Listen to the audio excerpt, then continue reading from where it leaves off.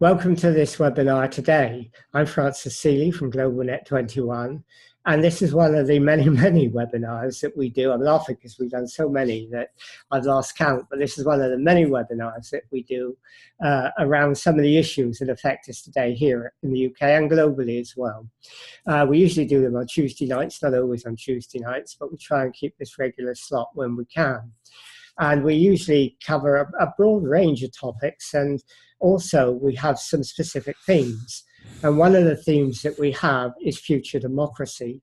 You know, what is our democracy going to look like in a few years' time? What is it like now? What are the deficiencies, the deficits of our democracy? Now we have with us Patrick Chalmers today, and you can see Patrick here. I'll just click on him and you can see him. Patrick is going to talk to us about some new approaches to democracy, because most of us are worried that our democracy is sick, that it's not fit for purpose, that it's not representing people in the way that it should. Our representative system of democracy seems to be seized up in a way, and people are losing confidence in it. And that's a danger for all of us. So there are lots of discussion going on about how we can change that discussion, about how we can go to direct democracy. And what we're going to talk today is a different model, how we can go to a sort of deliberative democracy, how we can involve citizens in a longer term discussion about issues that lead them to come to often a consensual decision, often across the prejudices that they normally hold. Now, that's an incredibly difficult thing.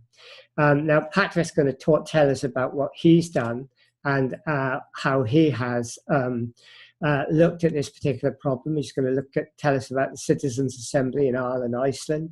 He's going to tell us about some of the videos he's doing to look at different experiments in democracy. And then he's going to lead us into a discussion where we can all take part in that discussion. Great, and thank you very much, Francis, not just for tonight, but for all the work you're doing at GlobalNet 21. I've been a participant in a few webinars over the years and a few live events, and I think you're doing a great job, and I appreciate the opportunity to talk tonight. And thanks also to people who've logged on. I appreciate that you've got plenty of things to do with your time, so you've come here tonight, and I hope that you will feel at the end of it that it's been worth your while.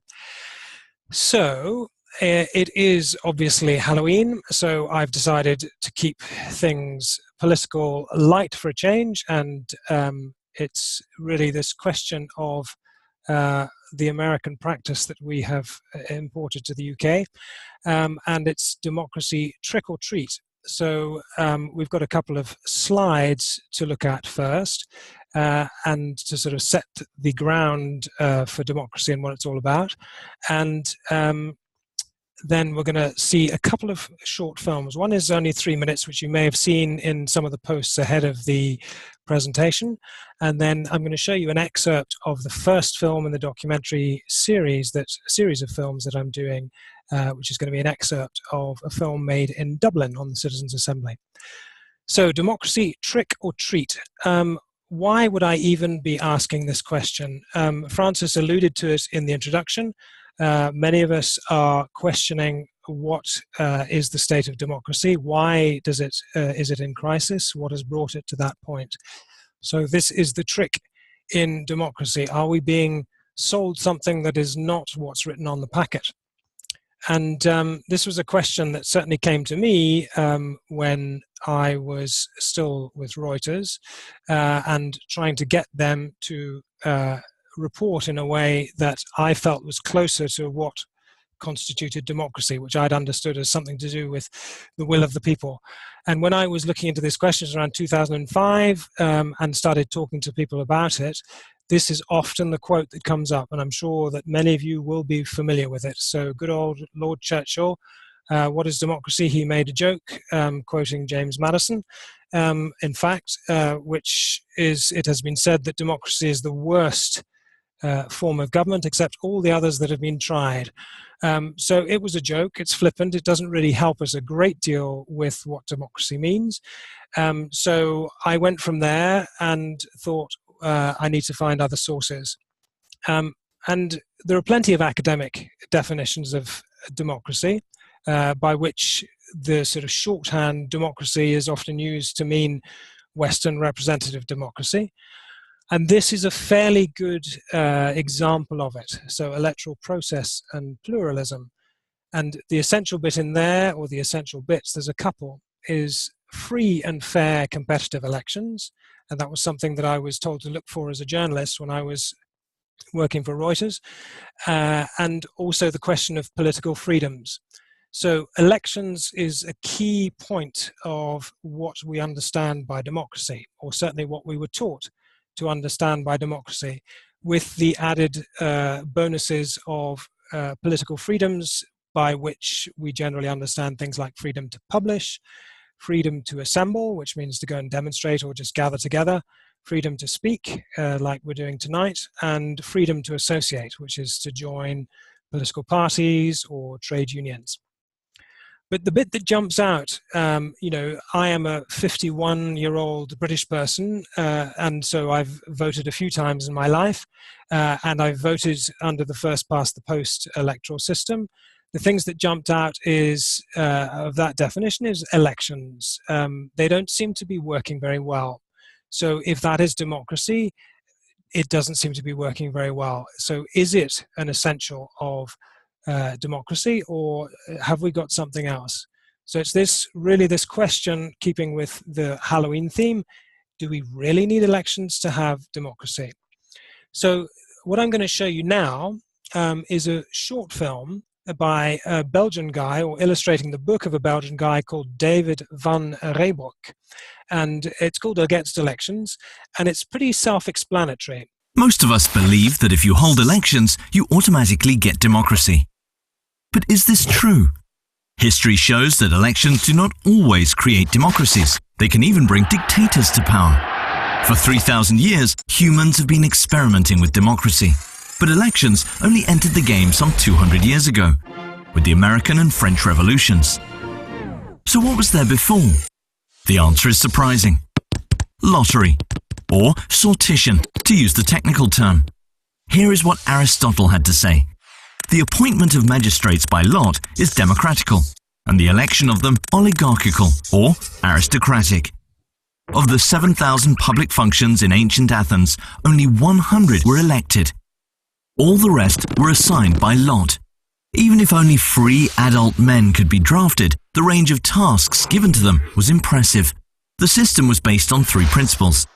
If you draft people by lot, you get everyday people in government. If you give them time and information, they find solutions that work. And if you do it often, more and more people get involved. This system worked. It increased public trust, it diminished corruption, and it fostered long-term thinking. Sortition was continued in many Renaissance states, ensuring centuries of peace and prosperity. Rousseau and Montesquieu, the great philosophers of the 18th century, agreed with Aristotle. Drafting people by lot was democratic, electing them was aristocratic. Yet why then were elections favoured right after the revolution? The answer is shocking, because those who took power in America and France were against democracy. They feared the rule of the mob. Elections were not introduced to make democracy possible, but to stop democracy. Only very few people could vote, even less could run for office. Elections had to create a new elite, a natural aristocracy as Thomas Jefferson called it. Power had to remain in the hands of a minority. In the 19th and 20th century, more and more people obtained the right to vote and run for office. This was a necessary improvement, but in the 21st century, it's no longer sufficient. Today, many people feel that ticking a box every 4 or 5 years is simply not enough. They still don't feel heard. That's why distrust is rising at an alarming rate. What if people were not only given the right to vote, but also a right to speak? What if we had sortition next to elections? Going back to lottery sounds crazy, but we're using it already every day. We call it opinion polls. The only problem is, polls ask us what we think when we don't think. What if we had a chance to think and discuss with others first? And what if politicians listened then? We urgently need to democratize democracy. We ought to be against elections if democracy is reduced to them. For it's not just about your vote, it's about your voice too. it gets across an awful lot of the elements of what is technically by the political scientists called sortition, but which could be random selection in more common language, or even public juries.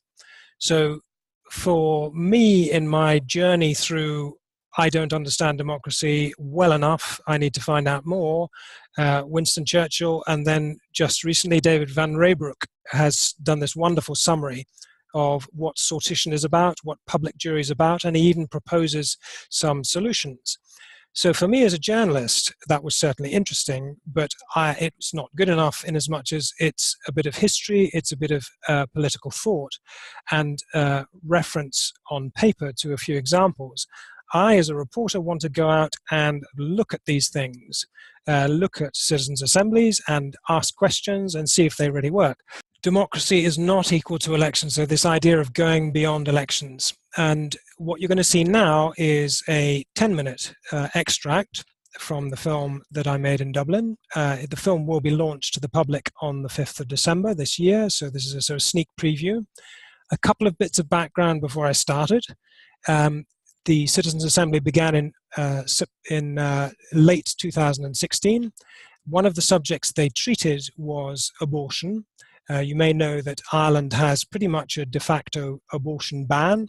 If you want to get an abortion in circumstances other than grave risk to the mother, you have to go abroad in Ireland or have an illegal one. And the people that you'll see in this film are political scientist David Farrell. His name is there. You'll see 4 participants in the assembly. And then at the end, just before I stop it, you'll see an Irish politician, Kate O'Connell, from the ruling Fine Gael party. She doesn't have a nameplate, but that's who it is. So I'm going to play that film, and then we'll get into the end conclusions, and then we can take questions. Ireland has one of the most restrictive regimes against abortion in Europe.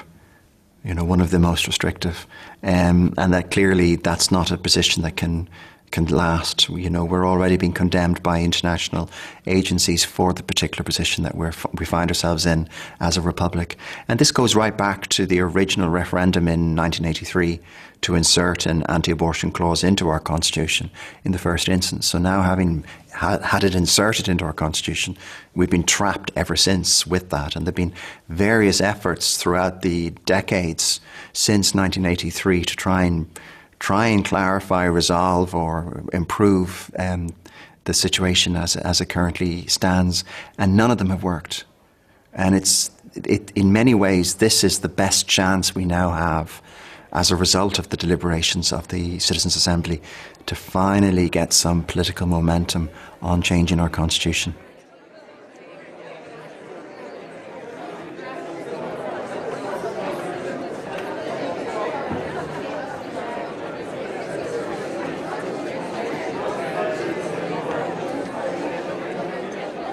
So my name's Louise, I'm 39, I'm a mum of 3, and I'm a self-employed events manager. My name is John Long, I'm 56 years old. I come from the second city in Ireland, which is Cork. My name's David Keogh, I'm a 47-year-old truck driver. I live in Kildare town. I'm Noreen O'Flynn, I'm a 22-year-old student from Cork in the south of Ireland.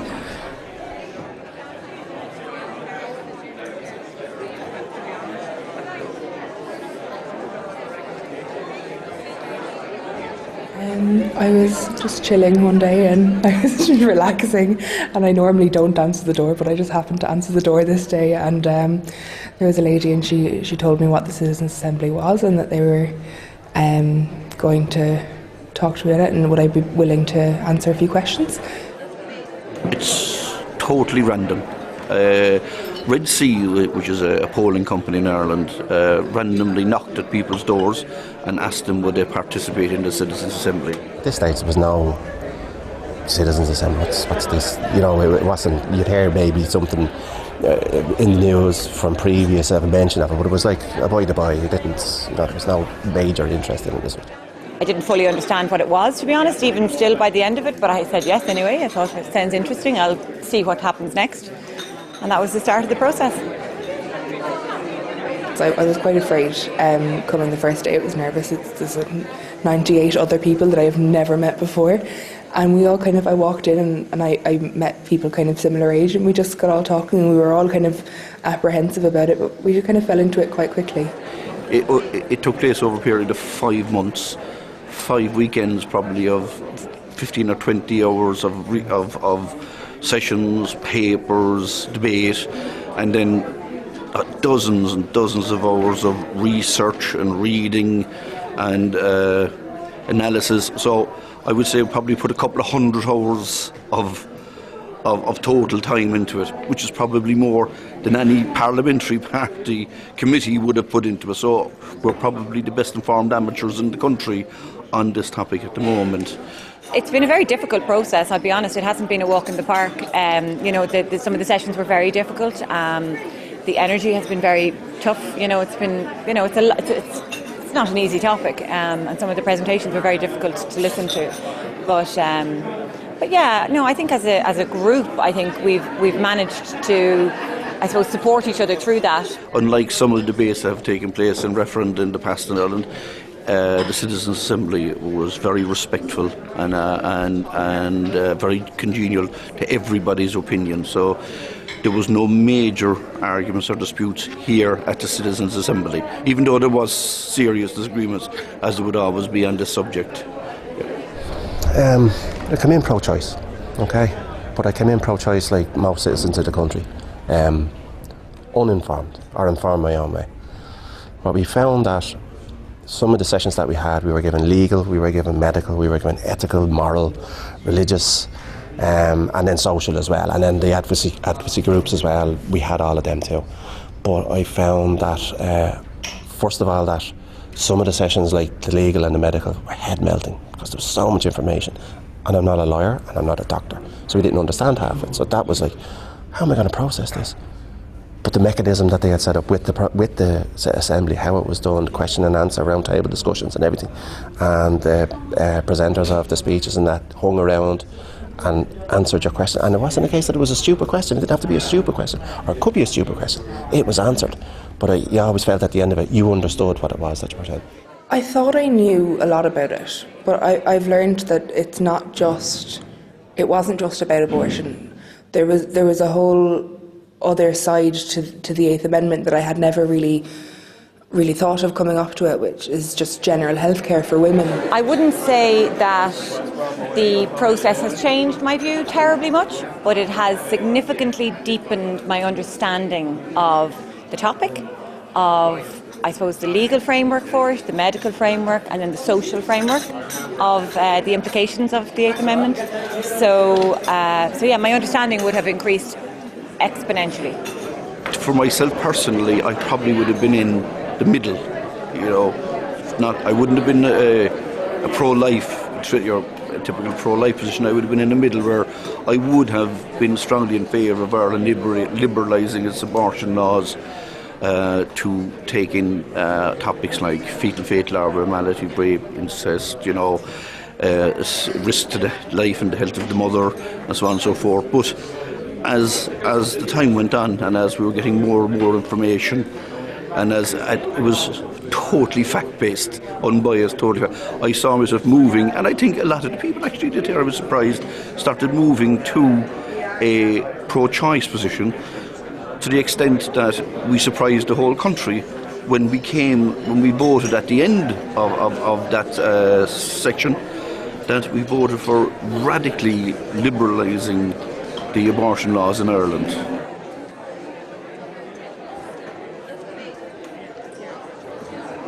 It's been the best experience of my life, and I mean that genuinely. It's, what can I say? It's the inside of the machine. We're inside the machine.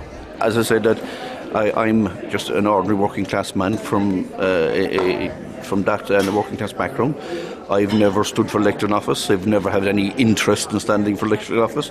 But the opportunity to influence policy or laws, or actually even the constitution of the country, was just too good an opportunity for me to pass up. That is something that you'll be able to tell your grandchildren. My particular hope is that people listen. is that the politicians and the government that have arranged this assembly to happen is because they believed in this process before it started, so that they continue in and follow through with their belief that what we have recommended are something to look into, are things to act on, and that the last few weekends, even though we have thoroughly enjoyed ourselves and we've been part of history, is that something comes out of it, because otherwise it's pointless.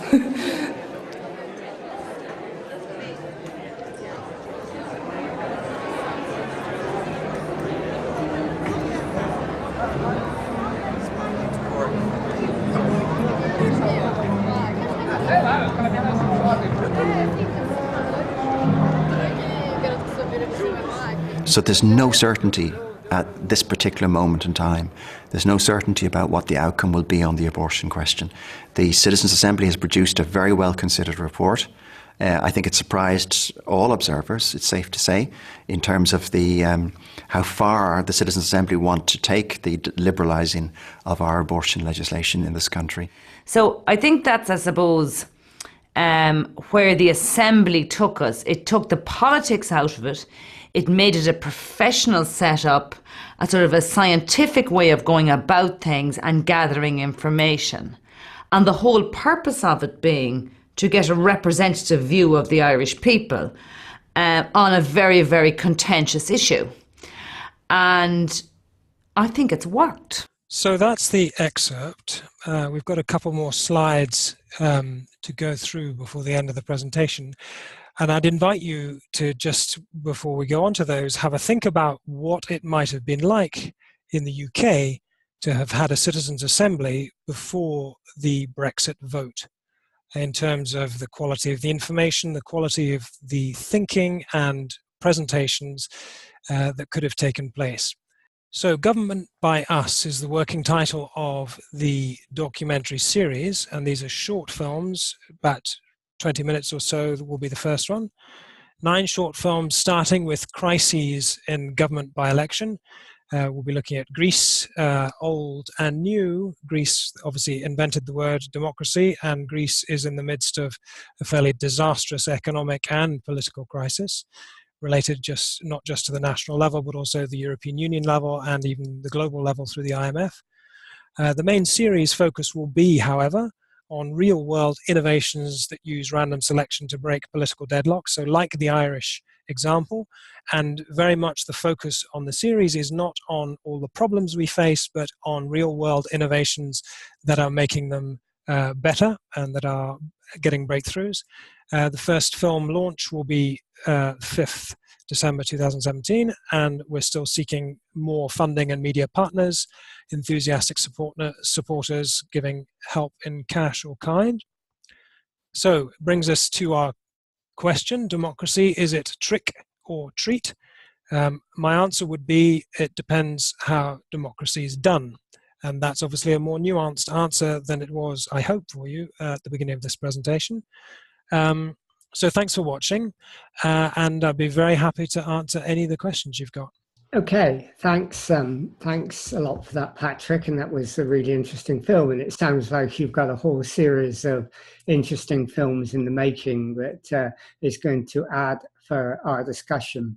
We've got a lot of questions coming up. Let me start by asking you one myself, because, you know, your last comment about Brexit, would Brexit have been a lot better, you know, had we had these sort of constituent assemblies beforehand, suggests that your system is not meant to replace our existing democracy, but to be a supplement to it, to add to it. Is that right? It's not something you're looking at replacing it, but creating a more informed citizenry by using that technique. It's a very good question, Francis, and the answer would be not necessarily. So in the circumstance presented in the film and the allusion I made to Brexit, we were talking about a citizens' assembly that has a deliberation process, and then the outcome of that is shared with all people who want to read it, and they can then those people can read it and make their informed choice as to how to vote. That's one use of a deliberative process. In David Van Raybroek's book that I referenced there, he goes on to show how you could imagine an entirely reconstituted national system of government that would have a whole series of bodies, some of them random selected, but also some checks on the random selection to allow you to have a policy making process from choosing a policy priority through to envisaging potential political solutions through to actually agreeing them, involving different parts. So it could solve specific things like Brexit or abortion law in Ireland, but you could imagine it, for example, replacing the House of Lords, or there's a proposal for a second chamber in Scotland, for example, chosen by random selection. So the answer is yes or no, and depends. Well, you said it could be specific things, and Terry Lone says, well, who decides what those specific things are? I mean, who decided in Ireland it was abortion? Could it be anything else? The democracy is that they talk about abortion, but where's democracy in deciding what they talk about is going to be? I mean, it's a very good question again. And in the Irish instance, it was the ruling coalition, basically, who put it in place, the previous Taoiseach, who's now been replaced. But it in itself, the choice of whether or not to use an assembly is a question of politics and political power. And then, obviously, the way that a citizens' assembly is conducted. It leaves power in the hands of the civil servants, for example. And then there are questions of power when the Citizens' Assembly, like now in Ireland, has completed its work, what the politicians then go on to do with that work. And in Ireland, there's a committee of politicians who are looking at the wording for a referendum, which is always very critical for the way a referendum takes place. And the Prime Minister has pledged to hold a referendum, which will be inspired by the Assembly's work, amongst other things, mid-2018. Okay, we've got some questions coming up around the mechanism of assemblies, but Sarah, and I think Sarah Dodson sent in a question to me, there was one at the top which says they come from me, they're actually from Sarah. She says the problem is not so much, I think, the representative system, it's the political parties. And that one solution, rather than going through constituent assemblies, so she doesn't say that, is really to find a way of getting rid of the party system, because it's a party system that creates the tribal behaviour and creates the elitism that you talked about in your early presentation. So again, it's a very good and valid question. Party politics is hugely problematic. Human beings have to buy into the party line. That's where the expression comes from. And if they err from the party line, they lose the whip, they get booted out of the party, they no longer get to run through that party to be a politician. And so they have to bury some of their own human and personal instincts for the party good. So David Van Raybroek's book Against Elections, and also another one which I didn't refer to, but which is called Beasts and Gods by a woman called Rosalind Fuller.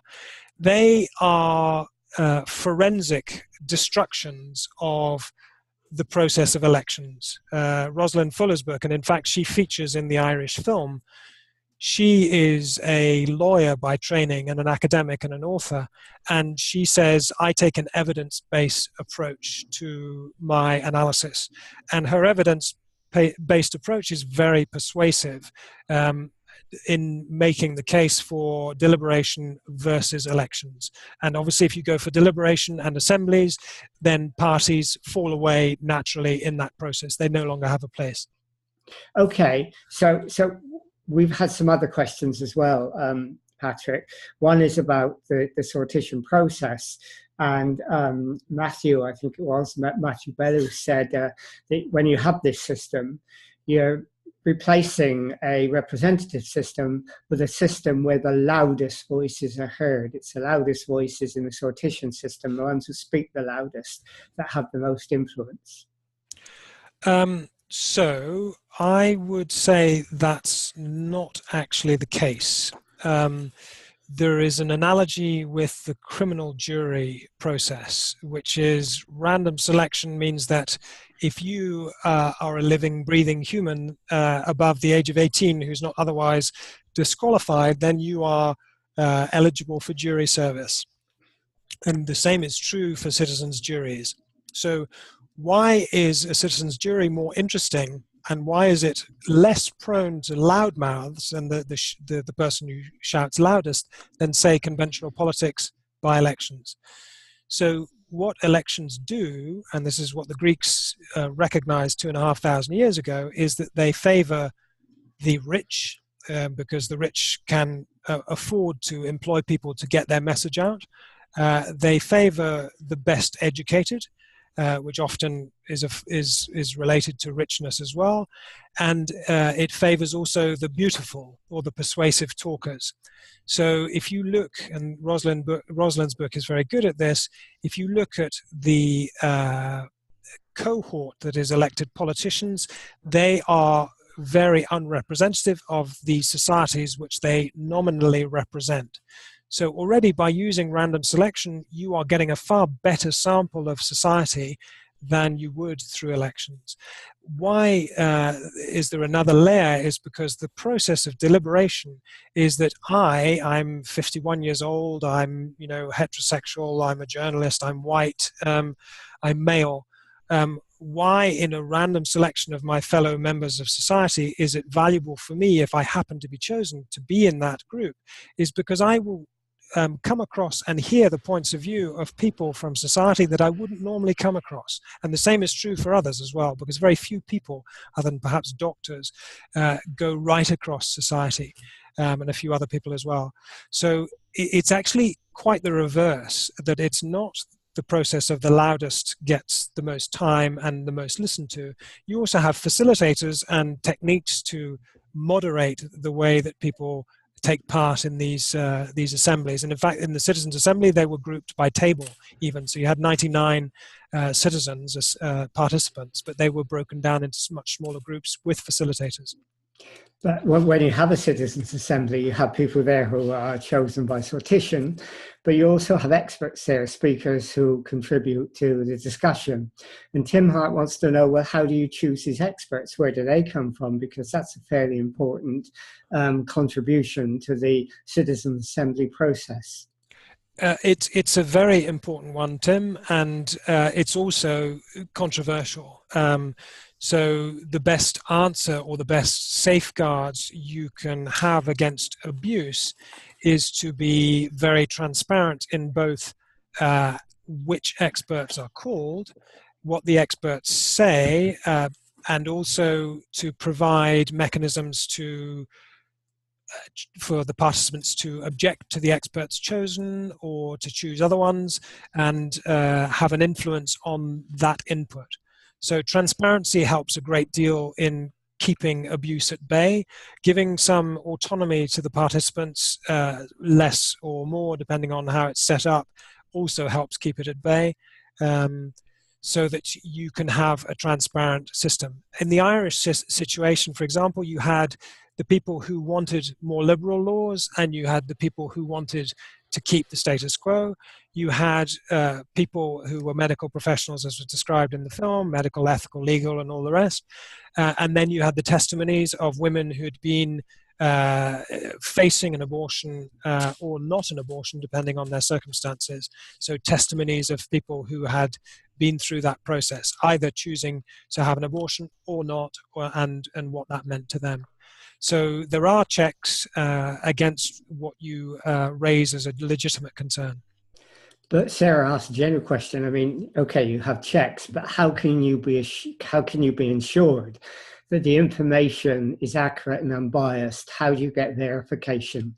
And what comeback is there for the people there to be sure that that information is unbiased, and where it comes from is important too?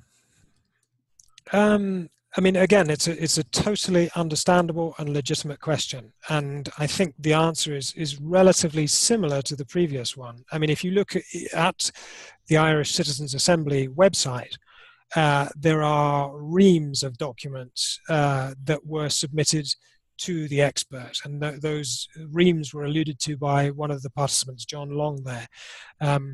So what comeback is there if people are lying?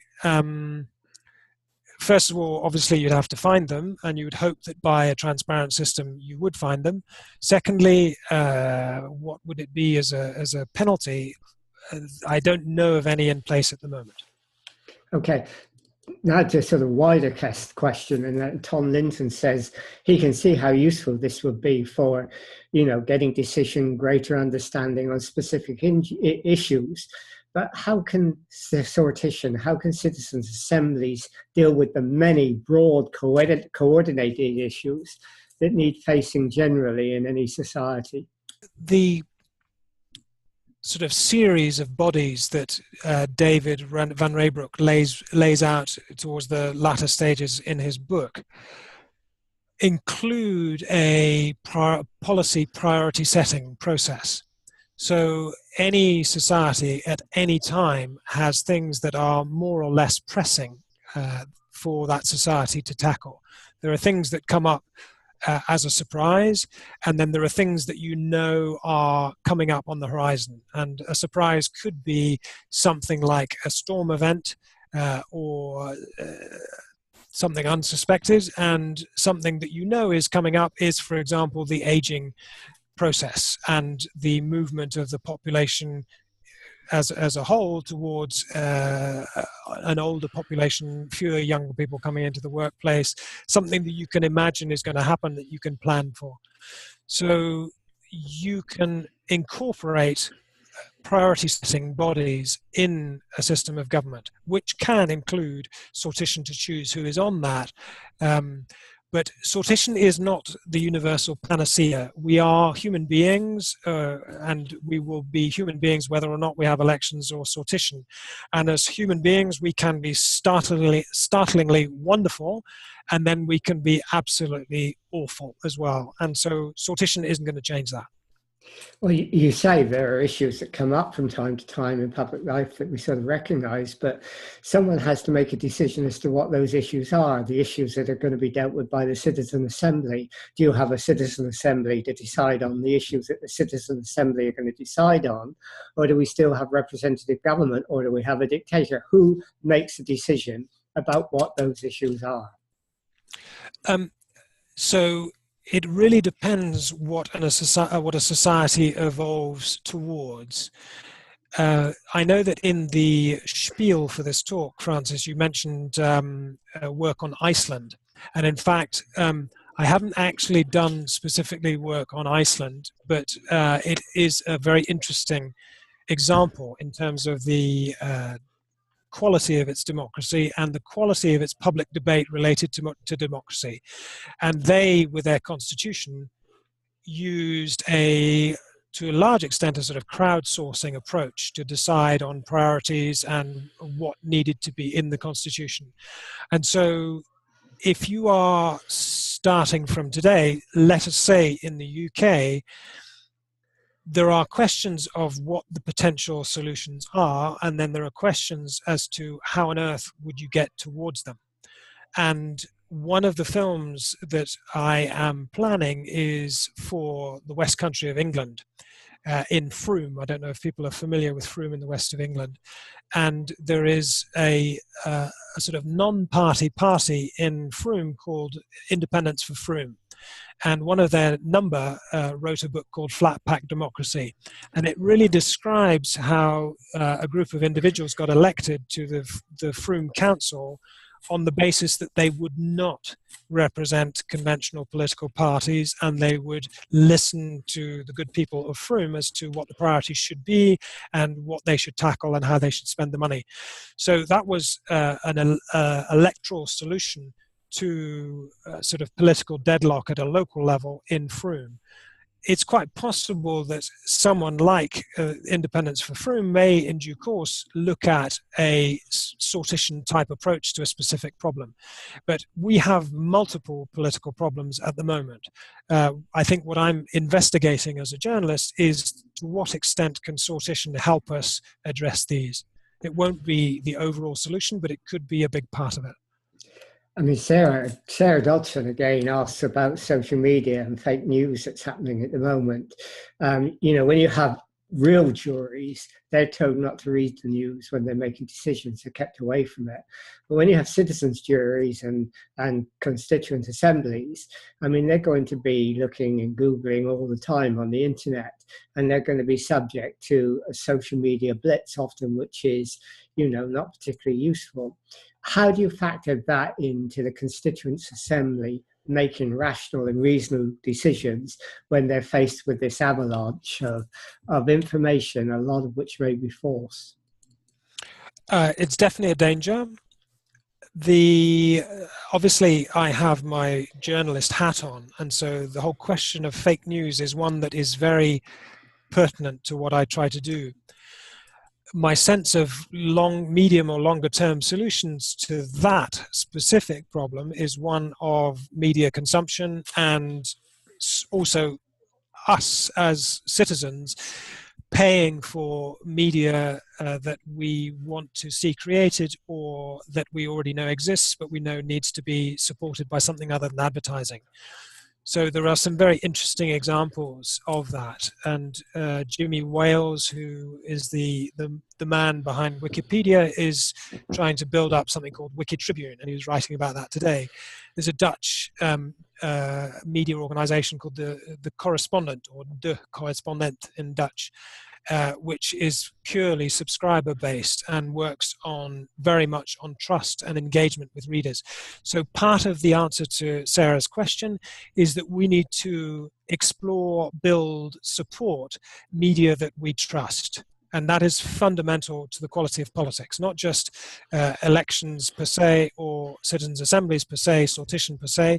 It's actually the quality of our societies. So that's media that we can trust.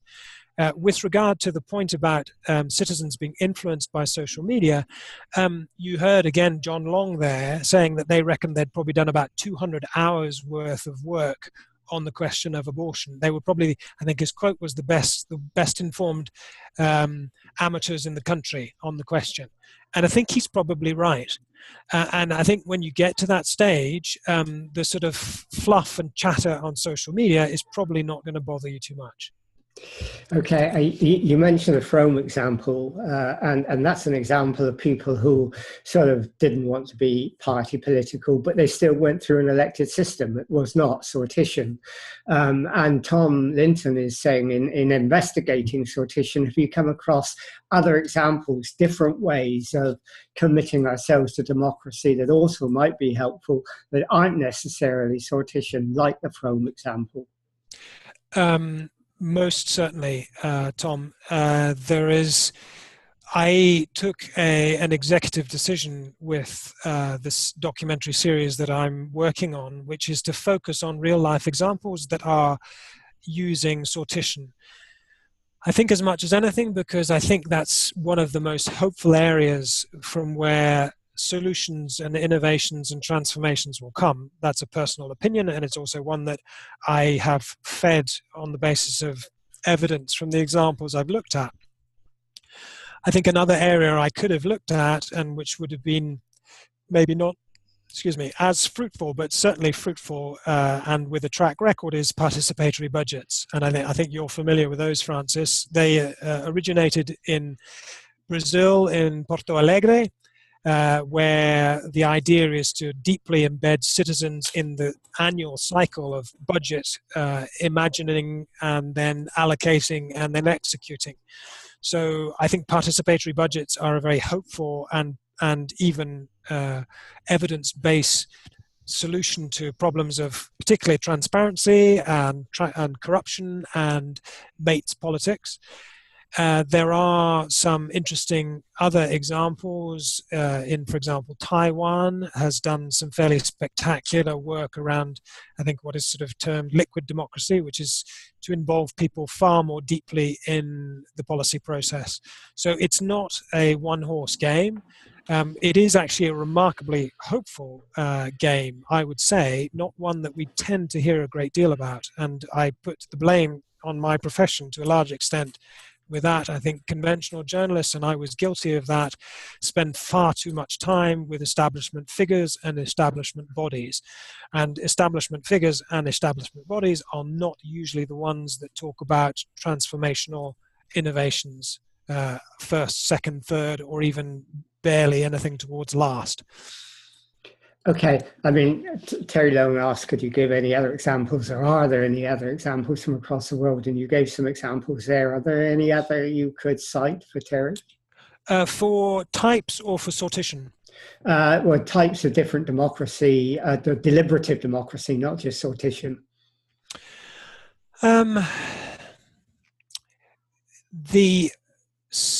The Economist's intelligence unit produces I think it's now become an annual survey on sort of democracy index. And that gives you, as it were, the state of the world's countries on a metric or a series of metrics that their researchers have put together. And I think within that, there is no national system that is using anything other in the democracies, anything other than elections. So it's very early days in this debate, even if things could potentially change very quickly given the levels of dissatisfaction. And they could, frankly change very quickly for the worst as well, which is why we've got debates about populism and what does that mean and why is it happening. In terms of answering the question, there are no specific models that I know of around the world that are, as it were, knocking on the door of elections as a mode of doing government to the extent that sortition is. And I may be wrong in that.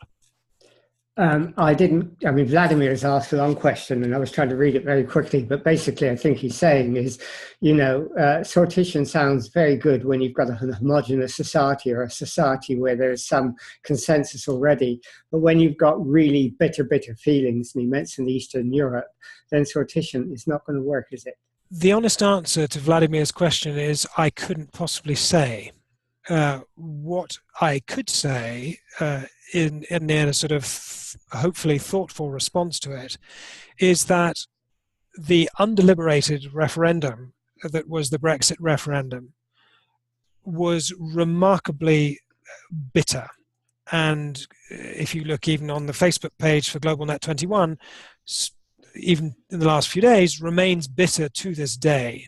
A result which was pretty much 52-48 for Brexit is pretty close. And I know, not just anecdotally, but directly of, and it's not my own relationship, but relationships which are cleaved down the middle by the Brexit debate. So we are not very good at politics. And so it's not just Central Eastern European countries that have recent legacies of difference and divide that have trouble doing politics. Okay. So what I like about deliberative processes like the Citizens' Assembly is that you get a chance to speak and you get a chance to listen.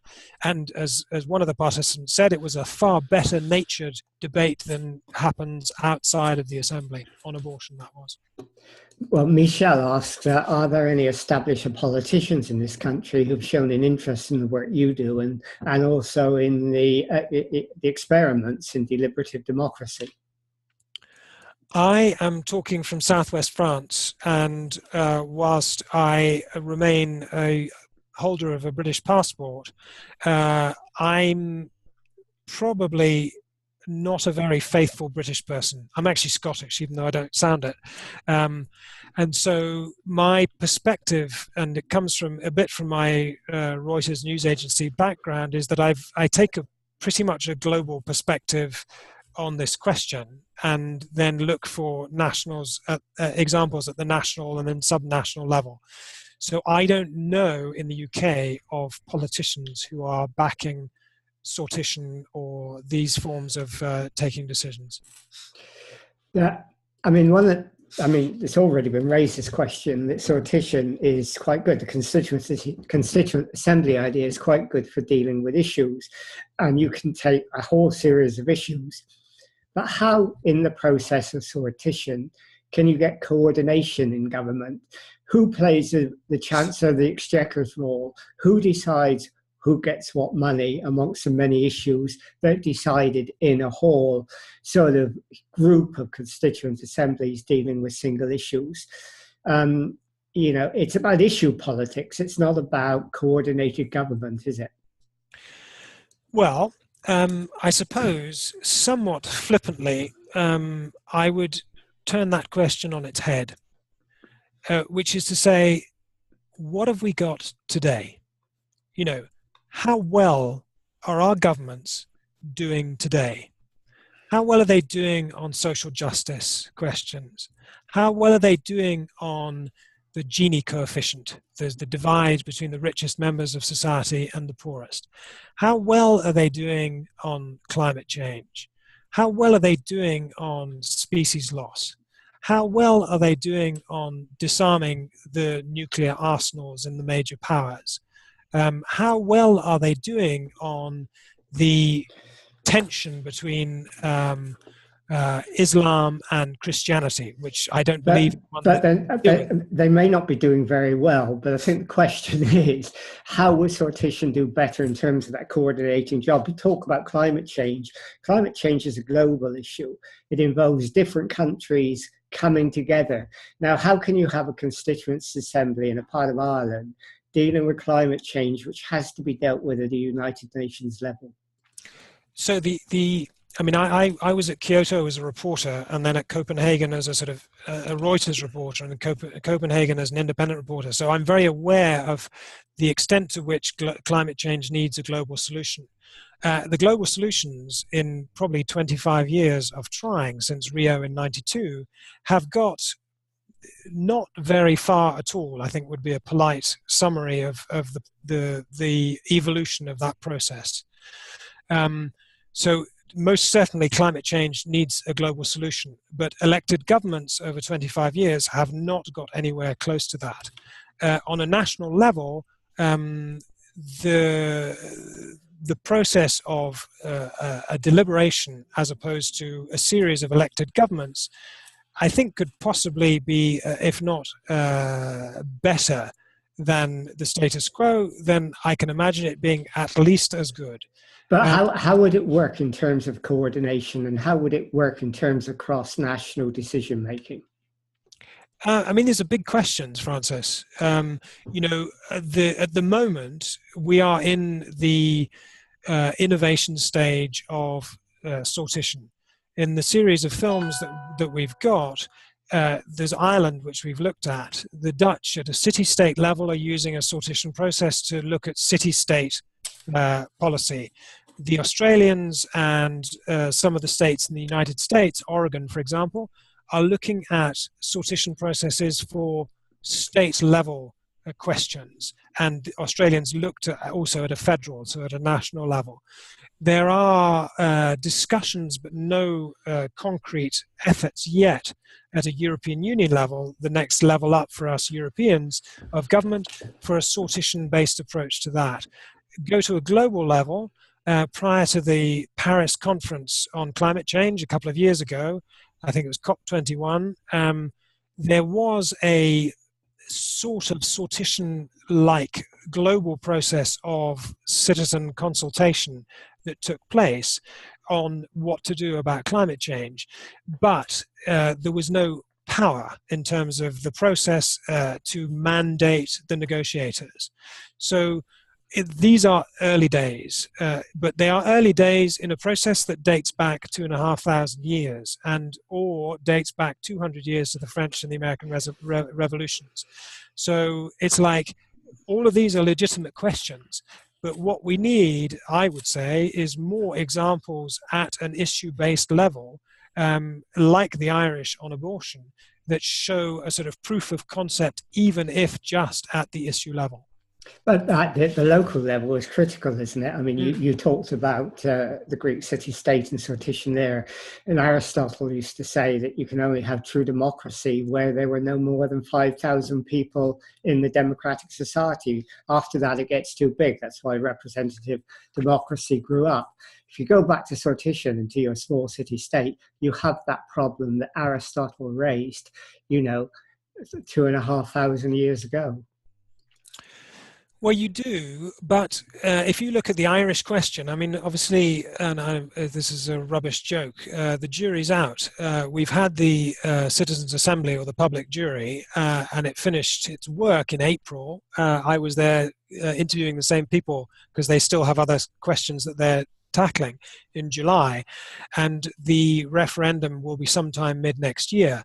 And you could, I think, plausibly argue, if the Irish were to approve a liberalisation of Irish law, that the Citizens' Assembly had a large part to play in opening up that process. So Ireland is not a city-state of 5,000 people. It's, a few million. And so you would have an example at a far larger level than Aristotle was talking about of random selection and deliberation producing a far better democratic outcome. Okay, well, we've come close to the end, but I'm going to give you Tom Linton's last question because it's an interesting one. He said, could you use sortition and social media to link people up by the internet so you bring sortition communities, different constituencies together to get some sort of coordination? Is technology providing an answer that Aristotle did not have? Is technology providing an answer that Aristotle didn't have? I think definitely is to answer that part of the question. The very fact that here we are using the internet and recording video and audio across telephone lines is, and hundreds of kilometers of distance and distinct people in different parts is pretty extraordinary. We also have the wonderful part of the internet, which is as a repository of knowledge that people can refer to and learn from. And I talked about Wikipedia early on in this webinar as a fairly stunning example of that. So I think there are certainly, I know there are people who are looking at the marriage of social media, not just social media, but also other technologies and things like sortition to arrive at far better considered political outcomes that are far more socially just for the societies in which those decisions are being taken. Okay, well, we've come to the end of our hour now, so we're going to end the webinar now. But just to say thank you, Patrick. What you're doing is really interesting. I think the films that you're making are going to be great. And if you want to type in the web address, someone asks you if you've got a website and they'd like to have information on that, or I'll send it around to people anyhow when I send a note around for the recording. So thank you for doing that, and thank you everyone for questions. There've been a lot of questions come up and they're very interesting. Yeah. And we could go on and we could look at how this could develop in time, because lots of real issues have come up, like how do you expand this out? How do you deal with a global level? What's the impact of new technology and the internet and so on? All interesting topics that almost make a webinar on their own. So thank you all for taking part, and thank you again, Patrick, for doing this.